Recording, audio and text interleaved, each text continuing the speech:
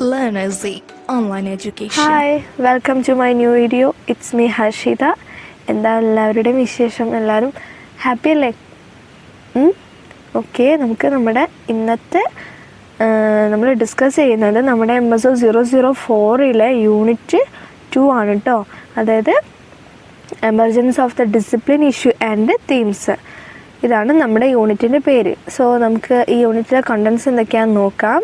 Historical roots of sociology in India, growth and development of sociology as a profession, sociology in the post-independent India, expansion of teaching and research during the 1950s and 1960s. സോഷ്യോളജിയുടെ കുറിച്ചാണ് മെയിനായിട്ട് ഈ ഒരു ചാപ്റ്ററിൽ ചർച്ച ചെയ്യുന്നത്.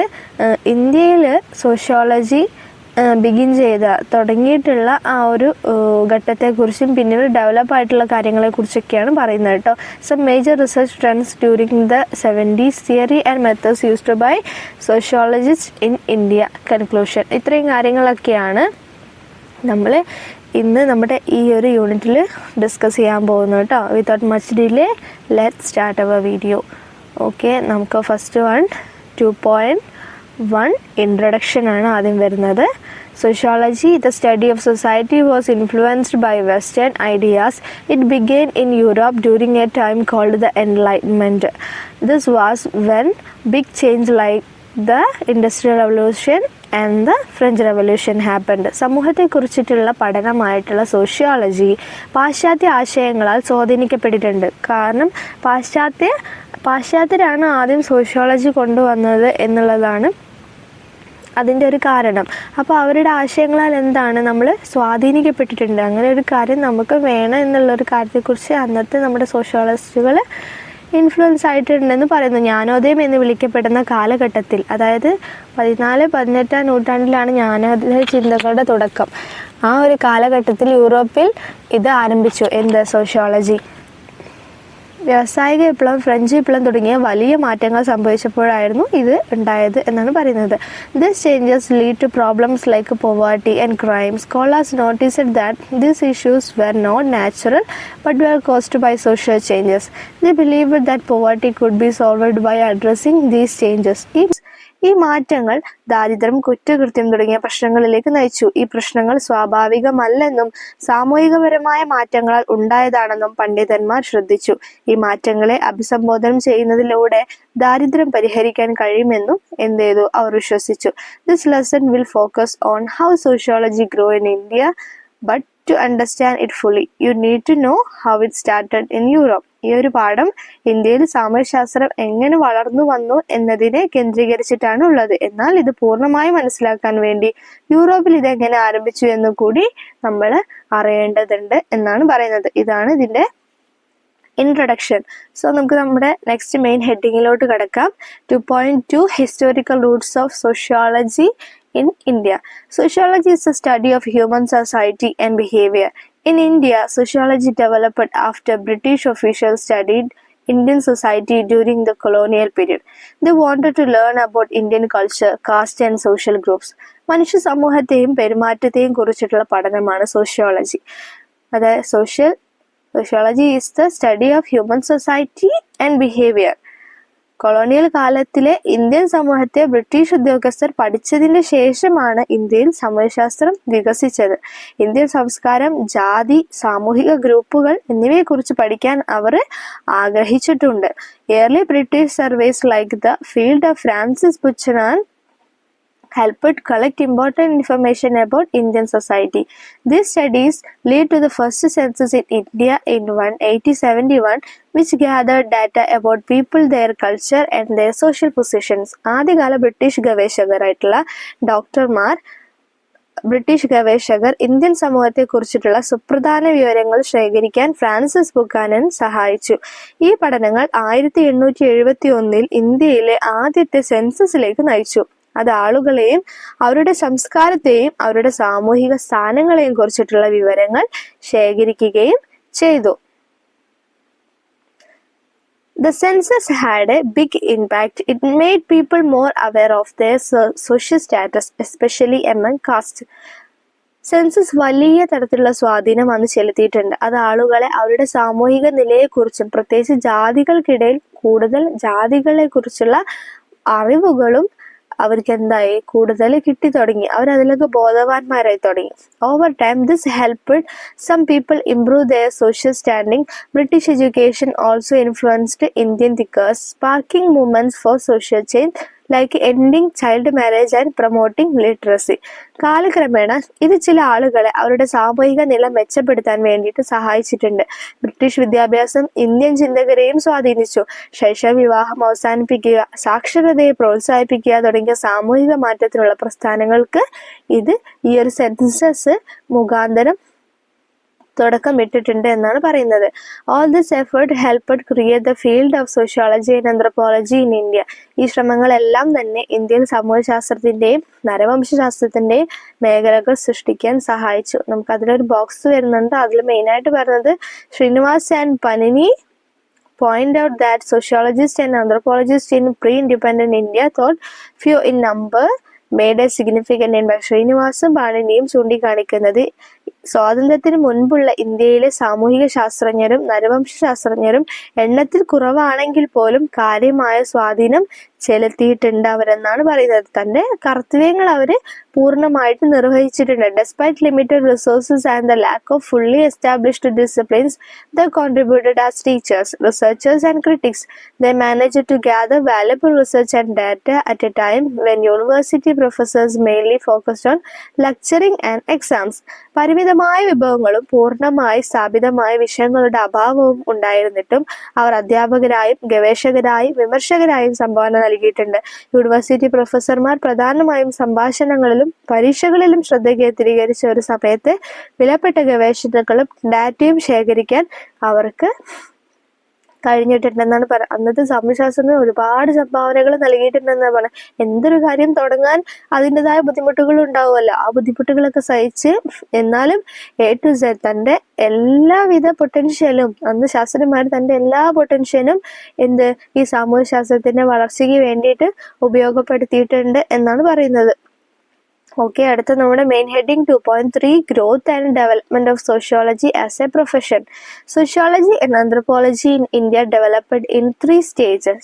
The first stage laid the groundwork. The second stage was when these subjects become more professional. The third stage started after India gained independence, bringing many changes to Indian society. Indian സാമൂഹ്യശാസ്ത്രവും നരവംശശാസ്ത്രവും 3 ഘട്ടങ്ങളായിട്ടാണ് വികസിച്ചത്. ആദ്യ ഘട്ടം എന്ന് പറഞ്ഞാൽ അതിന് അടിത്തറയിട്ടു. രണ്ടാം ഘട്ടം എന്ന് പറഞ്ഞാൽ ഈ വിഷയത്തിൽ കൂടുതൽ പ്രൊഫഷണൽ ആയത് ഈ ഒരു രണ്ടാം ഘട്ടത്തിലാണ്. മൂന്നാം ഘട്ടത്തിൽ ഇന്ത്യക്ക് സ്വാതന്ത്ര്യം ലഭിച്ചതിന് ശേഷമാണ് ആരംഭിച്ചത്. ഇന്ത്യൻ സമൂഹത്തിൽ നിരവധി മാറ്റങ്ങൾ കൊണ്ടുവന്നു. രണ്ടാം ഘട്ടം കൂടുതൽ പ്രൊഫഷണൽ ആയത് രണ്ടാം ഘട്ടത്തിലാണ്. പക്ഷെ ആ സമയത്ത് എന്താണ്, ഇന്ത്യ സ്വതന്ത്രമായിട്ടില്ല. അപ്പൊ കൊളോണിയൽ ഭരണകാലത്തിന്റെ സമയത്താണ് എന്തായത്, ഇന്ത്യയിൽ സോഷ്യോളജിക്കൽ ആയിട്ടുള്ള നരവംശശാസ്ത്രവും സോഷ്യോളജിയും കൂടുതലായിട്ട് പ്രൊഫഷണൽ ആയിട്ട് മാറുന്നത് എന്നാണ് പറയുന്നത്. early 1900 sociology development and anthropology began to become professional. British researchers like W.H.R. Rivers studied Indian tribes and influenced Indian scholars like G.S. Ghurye and K.P. Chattopadhyaya at the same time. European sociologists also studied India. 1990കളുടെ തുടക്കത്തിൽ സാമൂഹ്യശാസ്ത്രവും നരവംശശാസ്ത്രവും professional ആയിട്ട് മാറാൻ തുടങ്ങി. British ഗവേഷകർ W.H.R. നദികളുടെയും Indian ഗോത്രങ്ങളെ കുറിച്ചും പഠിച്ചു. W.H.R. റിവേഴ്സിന്റെ Indian ഗോത്രങ്ങളെ കുറിച്ച് പഠിച്ചു. G.S. ഘുരെ, K.P. Chattopadhyay തുടങ്ങിയ പണ്ഡിതന്മാരെ ഇവര് ആശ്രയിച്ചു, സ്വാധീനിച്ചു. അതേസമയം യൂറോപ്യൻ സോഷ്യോളജിസ്റ്റുകൾ ഇന്ത്യയെ കുറിച്ച് പഠിക്കുകയും ചെയ്തു. Before 1950s, sociology and anthropology grew mainly in cities like Bombay and Calcutta. Two Indian scholars, L.K. Anandakrishna Iyer and S.C. Roy, made important contribution without formal training. 1950 മുൻപ് ബോംബെ, കൽക്കട്ട തുടങ്ങിയ നഗരങ്ങളിൽ സാമൂഹ്യശാസ്ത്രവും നരവംശശാസ്ത്രവും വളർന്നു വന്നു. ഇത് ഇന്ത്യൻ പണ്ഡിതരായിട്ടുള്ള N.K. അനന്തകൃഷ്ണ അയ്യരും S.C. റോയും ഔപചാരിക പരിശീലനമില്ലാതെ സുപ്രധാന സംഭവങ്ങൾ നൽകിയിട്ടുണ്ട്. In 1905, the British started started the ethnographic survey which collected detailed information about tribes and castes in India, helping these fields grow. 1905 ബ്രിട്ടീഷുകാർ എത്നോഗ്രാഫിക് സർവേകൾ ആരംഭിച്ചു. ഇത് ഇന്ത്യയിലെ ഗോത്രങ്ങളെയും ജാതികളെയും കുറിച്ചുള്ള വിശദമായ വിവരങ്ങൾ ശേഖരിക്കുകയും ഈ മേഖലകളെ വളരാൻ അനുവദിക്കുകയും ചെയ്തു. അടുത്ത നമ്മുടെ main heading 2.4 sociology in post independent India. ഇതൊന്നും വിശദീകരിക്കേണ്ട ആവശ്യമില്ലല്ലോ അല്ലെ, വായിക്കുമ്പോൾ തന്നെ നമുക്ക് അതിന്റെ അർത്ഥം മനസ്സിലാവുന്നുണ്ട്. അതാണ് ഞാനിങ്ങനെ പറഞ്ഞു പോകുന്നത്. അത് നമ്മുടെ main heading 2.4 sociology in post independence India. Sociology and anthropology were first introduced in Indian universities within other departments like economics or social philosophy. Over time, full departments of sociology were created in different parts of India. സാമൂഹിക ശാസ്ത്രവും നരവംശ ശാസ്ത്രവും ആദ്യമായി Indian സർവകലാശാലകളിൽ സാമ്പത്തിക ശാസ്ത്രം അല്ലെങ്കിൽ സാമൂഹിക തത്വശാസ്ത്രം പോലെയുള്ള മറ്റ് ഡിപ്പാർട്ട്മെന്റുകളിലാണ് അവതരിപ്പിച്ചത്. കാലക്രമേണ ഇന്ത്യയുടെ വിവിധ ഭാഗങ്ങളിൽ സാമൂഹ്യശാസ്ത്രത്തിന്റെ മുഴുവൻ വകുപ്പുകളും സൃഷ്ടിക്കപ്പെട്ടു. From 1910 to 1915 these disciplines became more professional, but sociology was taught at only a few universities, with Bombay being the main center for research. As interest in sociology grew, more universities started offering it and more teaching positions were created. 1910 മുതൽ 1950 വരെ ഈ വിഷയങ്ങൾ കൂടുതൽ professional ആയിത്തീർന്നു. എന്നാൽ ഗവേഷണത്തിന്റെ പ്രാധാന്യ കേന്ദ്രം ബോംബെ ആയിരുന്നതിനാൽ വളരെ കുറച്ച് സർവകലാശാലകളിൽ മാത്രമാണ് സാമൂഹ്യശാസ്ത്രം പഠിപ്പിച്ചിരുന്നത്. സാമൂഹ്യശാസ്ത്രത്തോടുള്ള താല്പര്യം വർദ്ധിച്ചതോടെ കൂടുതൽ സർവകലാശാലകളിൽ ഇത് വാഗ്ദാനം ചെയ്യാൻ തുടങ്ങുകയും കൂടുതൽ അധ്യാപക തസ്തികകൾ സൃഷ്ടിക്കപ്പെടുകയും ചെയ്തു. Initially, many students preferred sociology because it didn't require knowledge of math or statistics unlike economics.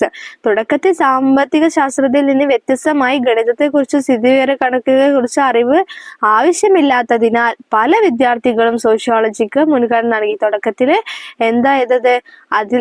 അതായത് നമ്മുടെ സോഷ്യോളജിയിൽ നിന്ന് കിട്ടുന്ന സാമൂഹിക അറിവുകളൊന്നും എക്കണോമിക്സിൽ നിന്നും സ്റ്റാറ്റിസ്റ്റിക്സിൽ നിന്നും കിട്ടുന്നില്ല എന്നുള്ള ബോധം എല്ലാവരെയും സോഷ്യോളജിയിലേക്ക് തിരിയാനുള്ള കാരണമാക്കി. Over time sociology courses become more standardised and some universities began teaching research methods and statistics at the master's level. Today, sociology is a popular and respected subject chosen by many students. കാലക്രമേണ sociology കോഴ്സുകൾ കൂടുതൽ standard ആയി തീരുകയും ചില സർവകലാശാലകൾ masters തലത്തിൽ ഗവേഷണ രീതികളും സ്ഥിതിവിവര കണക്കുകളും പഠിപ്പിക്കാൻ വരെ തുടങ്ങി. ഇന്ന് സാമൂഹ്യശാസ്ത്രം നിരവധി വിദ്യാർത്ഥികൾ തിരഞ്ഞെടുക്കുന്ന ഒരു ജനപ്രിയവും ആദരണീയവുമായിട്ടുള്ള വിഷയമായിട്ട് മാറിയിട്ടുണ്ട്. അടുത്ത നമ്മുടെ main heading 2.5 expansion of teaching and researches during the 1950s and 1960s. After India gained independence, sociology and anthropology grew as subject with the introduction of development planning by the government. ഇന്ത്യക്ക് സ്വാതന്ത്ര്യം ലഭിച്ചതിന് ശേഷം സർക്കാർ വികസന ആസൂത്രണം ഏർപ്പെടുത്തിയതോടെ സാമൂഹ്യശാസ്ത്രവും നരവംശശാസ്ത്രവും വന്നു. 1950 60 കാലഘട്ടങ്ങളിൽ നമ്മളെ സോഷ്യോളജിയുടെ ഒരു വികസനത്തെ കുറിച്ചാണ്, വിപുലീകരണത്തെ കുറിച്ചാണ് പറയുന്നത് കേട്ടോ. ഈ ഒരു ഭാഗത്ത് ഇന്ത്യക്ക് സ്വാതന്ത്ര്യം ലഭിച്ചതിന് ശേഷം സർക്കാർ വികസന ആസൂത്രണം ഏർപ്പെടുത്തുകയും സാമൂഹ്യശാസ്ത്രം നരവംശാസ്ത്രങ്ങളൊക്കെ വളർന്നു വരാൻ അത് സഹായിക്കുകയും ചെയ്തു. New research institute were set up to collect and analyze information needed for development projects. The government created a committee to fund research in these areas, which created jobs for sociologists and anthropologists. വികസന പദ്ധതികൾക്ക് ആവശ്യമായ വിവരങ്ങൾ ശേഖരിക്കുന്നതിനും വിശകലനം ചെയ്യുന്നതിനുമായി പുതിയ ഗവേഷണ സ്ഥാപനങ്ങൾ സ്ഥാപിക്കപ്പെട്ടു. ഈ മേഖലകളിലെ ഗവേഷണത്തിന് ധനസഹായം നൽകുന്നതിനായിട്ട് സർക്കാർ ഒരു കമ്മിറ്റി തന്നെ രൂപീകരിച്ചു. ഇത് സാമൂഹ്യശാസ്ത്രജ്ഞർക്കും നരവംശ ശാസ്ത്രജ്ഞർക്കും തൊഴിലവസരങ്ങൾ സൃഷ്ടിക്കാൻ കാരണമായി. In 1966, the Indian Council of Social Science Research (ICSSR) was formed to support research in social science. This led to more funding for universities and research projects. 1966 Indian council of social science research സാമൂഹ്യ ശാസ്ത്രത്തിന്റെ ഗവേഷണങ്ങളെ പിന്തുണയ്ക്കുന്നതിനായിട്ട് രൂപീകരിച്ചു. ഇത് സർവകലാശാലയ്ക്കും ഗവേഷണ പദ്ധതികൾക്കും കൂടുതൽ ധനസഹായം നൽകാൻ നൽകിയിട്ട് സഹായിച്ചു. The Ford Foundation also helped promote community development in rural areas, which gave more opportunities for sociologists and anthropologists to study village life. ഗ്രാമീണ മേഖലകളിലെ കമ്മ്യൂണിറ്റി വികസനം പ്രോത്സാഹിപ്പിക്കുന്നതിനും ഫോർഡ് ഫൗണ്ടേഷൻ സഹായിച്ചിട്ടുണ്ട്. ഇത് സാമൂഹ്യ ശാസ്ത്രജ്ഞർക്കും നരവംശാസ്ത്രജ്ഞർക്കും ഗ്രാമജീവിതം പഠിക്കാൻ കൂടുതൽ അവസരങ്ങൾ നൽകി. However, most of the research was focused on numbers and data, which limited the development of these subjects. Also, there was competition between different fields of study of resources, which caused sociology and anthropology to become more separate from other subjects like economics and political science. എന്നിരുന്നാൽ പോലും മിക്ക ഗവേഷണങ്ങളും അക്കങ്ങളിലും ഡാറ്റയിലും ശ്രദ്ധ കേന്ദ്രീകരിച്ചു. ഇത് വിഷയങ്ങളുടെ വികസനം പരിമിതപ്പെടുത്തി. കൂടാതെ വിഭവങ്ങൾക്കായി വിവിധ പഠന മേഖലകൾ തമ്മിൽ മത്സരമുണ്ടായിരുന്നു. ഇത് സാമ്പത്തിക ശാസ്ത്രം, പൊളിറ്റിക്കൽ സയൻസ് തുടങ്ങിയ മറ്റു വിഷയങ്ങളിൽ നിന്ന് സാമൂഹ്യ ശാസ്ത്രവും നരവംശാസ്ത്രവും കൂടുതൽ വേറിട്ട് നിൽക്കാൻ കാരണമായി. അതിലൊക്കെ നമുക്ക് സ്റ്റാറ്റിസ്റ്റിക്കൽ ആയിട്ടുള്ള എക്കണോമിക്സിലൊക്കെ ഒരു അറിവുകളാണ് തന്നുകൊണ്ടിരിക്കുന്നത്. സമൂഹത്തെ കുറിച്ചിട്ടുള്ള ഒരു സ്റ്റാറ്റിസ്റ്റിക്കലായിട്ടുള്ള ഒരു ഡാറ്റയാണ് കിട്ടിക്കൊണ്ടിരിക്കുന്നത്. പക്ഷെ സോഷ്യോളജിയിൽ അതില്ലാത്തത് കൊണ്ട് അതും ഇതും തമ്മിൽ ഒരു വേർതിരിവ് പിന്നീട് ഉണ്ടായി. By the 1960s and 1970s, many universities split sociology and anthropology into separate departments, thought some kept them together. ICSSR played an important role in supporting these fields by providing funding for research and university departments. 60കളിലും 1970കളിലും പല സർവകലാശാലകളും സാമൂഹ്യ ശാസ്ത്രത്തെയും നരവംശാസ്ത്രത്തെയും പ്രത്യേക വകുപ്പുകളായിട്ട് വിഭജിച്ചു. എന്നിരുന്നാലും ചിലത് അവയെ ഒരുമിച്ച് നിലനിർത്തി. ഗവേഷണത്തിനും സർവകലാശാല വകുപ്പുകൾക്കും ധനസഹായം നൽകിക്കൊണ്ട് ഈ മേഖലകളെ പിന്തുണയ്ക്കുന്നതിൽ ICSSR ഒരു പ്രധാന പങ്ക് വഹിച്ചു.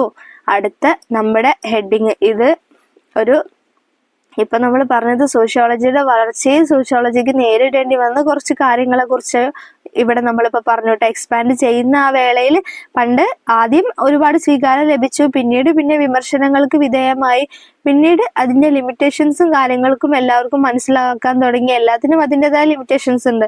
ആ കാര്യങ്ങൾ മനസ്സിലാക്കാൻ തുടങ്ങി. എല്ലാതും ഒരുപോലെയല്ല, ഓരോന്നിൻ്റെതായ വേറിട്ട കാഴ്ചപ്പാടുകൾ ഉണ്ടെന്നുള്ളത് പിന്നീട് മനസ്സിലാക്കാൻ തുടങ്ങി. അപ്പൊ സോഷ്യോളജി എന്താണ്, ഒരു വേറിട്ട ലാംഗ്വേജ് ആയിട്ട് എക്കണോമിക്സിന്റെ കൂടെ ഒന്നും പഠിപ്പിക്കാതെ തന്നെ അതൊരു വേറിട്ട സബ്ജക്റ്റ് ആയിട്ട് തന്നെ നിലനിൽക്കാൻ അത് കാരണമായി. അടുത്ത നമ്മുടെ main heading 2.6 some major research trends during the 70s ഉണ്ടായിരുന്ന മേജർ ആയിട്ടുള്ള കുറച്ച് സോഷ്യോളജിക്കൽ ട്രെൻഡ്സിനെ കുറിച്ചാണ് നമ്മൾ പറയുന്നത് കേട്ടോ.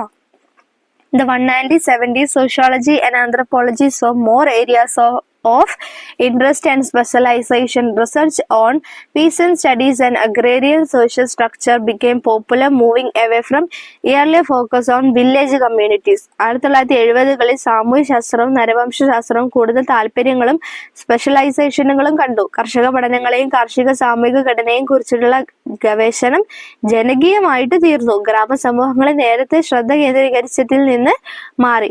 എല്ലാ കാര്യങ്ങളും, എല്ലാ നിലകളിലും, എല്ലാ ഏരിയകളിലും സാമൂഹ്യശാസ്ത്രം ശ്രദ്ധ പതിപ്പിച്ചു. Studied on social movements like a peasant movement also grow. Industrial sociology, urban sociology and social stratification emerged as distinct research field during this period.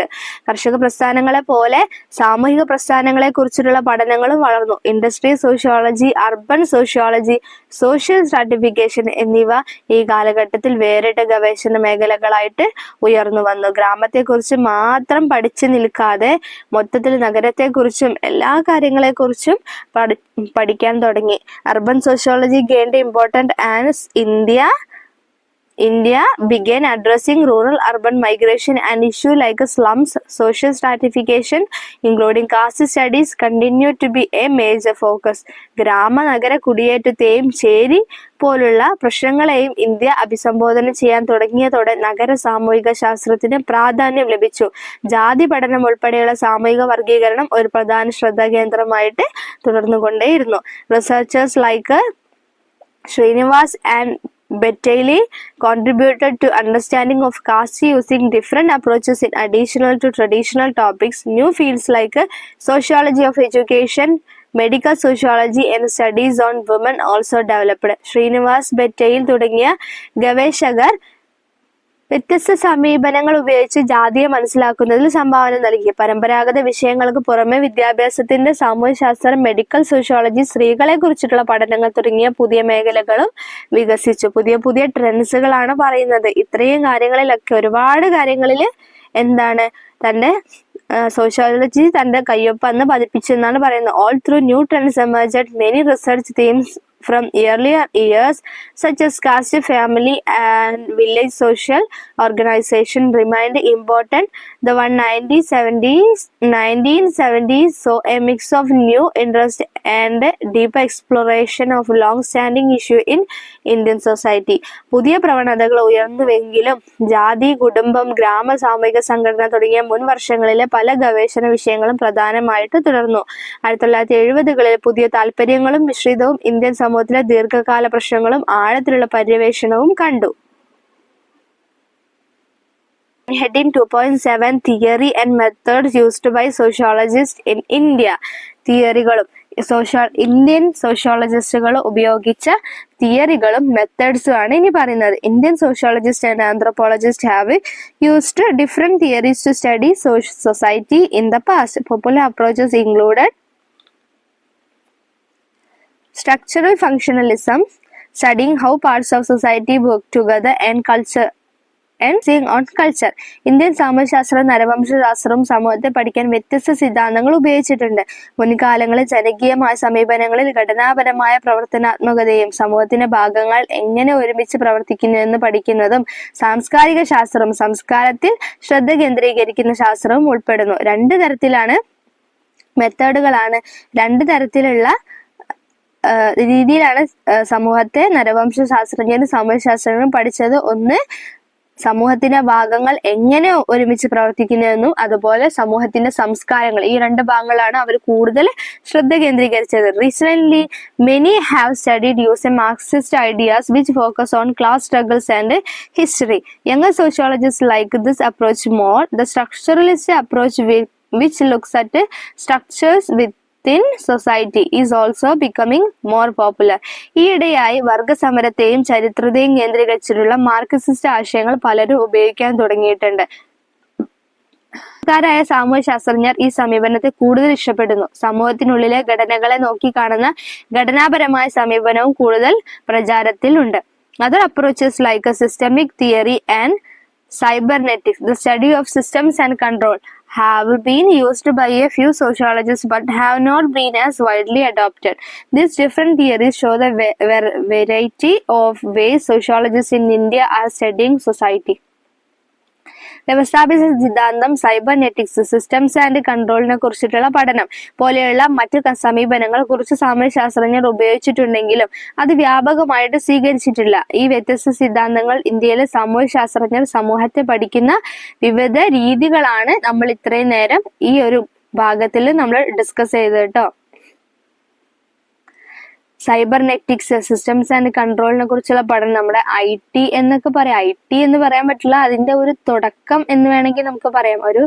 നമുക്ക് സിസ്റ്റംസും കാര്യങ്ങളും കമ്പ്യൂട്ടർപരമായിട്ടുള്ള കാര്യങ്ങളും ഇന്റർനെറ്റ് പരമായിട്ടുള്ള കാര്യങ്ങളെ കുറിച്ചൊക്കെയുള്ള പഠനം. പക്ഷെ അന്ന് അത് അധികം സ്വീകാര്യം നേടിയില്ല. അന്ന് അതിനെക്കുറിച്ച് ആർക്കും അറിയാത്തത് കൊണ്ട് തന്നെ അന്ന് അതിനെക്കുറിച്ച് ആർക്കും സ്വീകാര്യം നേടിയിട്ടില്ല. മെയിനായിട്ട് കൾച്ചറൽ ആയിട്ടുള്ള സംഭവങ്ങളെ കുറിച്ചും അതുപോലെ പുതിയ വികസനങ്ങൾ സമൂഹത്തിൽ കൊണ്ടുവരുന്ന മാറ്റങ്ങളെ കുറിച്ചും അങ്ങനെയുള്ള കാര്യങ്ങളും എന്താ പറയാ മെഡിക്കൽ ഫീൽഡിനെ കുറിച്ചും സ്ത്രീ ശാക്തീകരണത്തെ കുറിച്ചും അങ്ങനെയുള്ള കാര്യങ്ങളൊക്കെയാണ് ആദ്യ കാലഘട്ടങ്ങളിലെ സാമൂഹിക ശാസ്ത്രം മുൻതൂക്കം കൊടുത്തത്. അടുത്തത് നമ്മുടെ ലാസ്റ്റ് ഹെഡിങ് ആണ് 2.8 കൺക്ലൂഷൻ ആണ് നമുക്ക് വരുന്നത്. കൺക്ലൂഷൻ നമുക്ക് നോക്കാം. The paper discussed the history of sociology in India. They explained how society and anthropology were influenced by Western ideas and how these fields developed in India. when Western powers came to India, they started studying Indian society. ഇന്ത്യയിലെ സമൂഹശാസ്ത്രത്തിന്റെ ചരിത്രമാണ് ഈ ഒരു പ്രബന്ധത്തിൽ നമ്മൾ ചർച്ച ചെയ്തത്.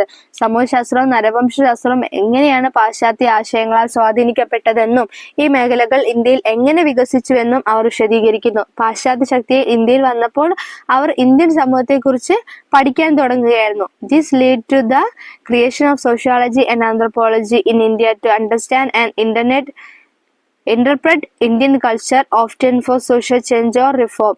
ഇത് Indian സംസ്കാരത്തെ മനസ്സിലാക്കുന്നതിലും വ്യാഖ്യാനിക്കുന്നതിനുമായി Indian സമൂഹശാസ്ത്രവും നരവംശശാസ്ത്രവും സൃഷ്ടിക്കുന്നതിലേക്ക് നയിച്ചു. പലപ്പോഴും സാമൂഹിക മാറ്റത്തിനോ പരിഷ്കാരത്തിനോ വേണ്ടിയായിരുന്നു ആ പഠനങ്ങളെല്ലാം അന്ന് നിലനിന്നല്ലാതെ മറ്റ് അവർക്കുള്ള ഉപകാരങ്ങൾക്ക് വേണ്ടിയിട്ടായിരുന്നു ആ പഠനങ്ങൾ തുടങ്ങിയത്. അവർക്ക് ഉപകാരപ്പെടാൻ വേണ്ടിയിട്ട്. അവർക്ക് ഇന്ത്യയിൽ കോളനി ആയിരുന്നില്ല.